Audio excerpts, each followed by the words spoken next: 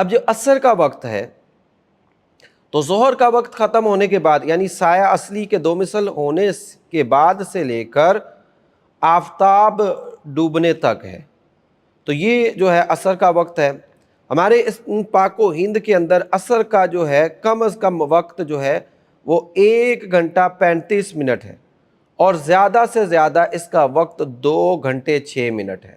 تو اس طرح بھی آپ اندازہ کر سکتے ہیں، اور اس کے اندر وہی تفصیل ہے جو ہم نے بیان کی کہ 24 اکتوبر جو ہے اس سے آخری ماہ تک یعنی وہی دسمبر تک 1 گھنٹہ 36 منٹ کا ہوگا۔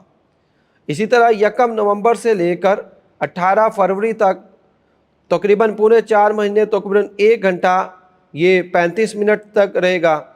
پھر اسی طرح یہ جو ہے گرمیوں کے اندر جو ہے اس کا وقت زیادہ ہو جائے گا، جیسے جون جولائی اگست کے مہینوں کے اندر اس کا بہرحال وقت تھوڑا سا زیادہ ہو جاتا ہے۔ تو یہ آپ کو عصر کا وقت بھی بیان کر دیا۔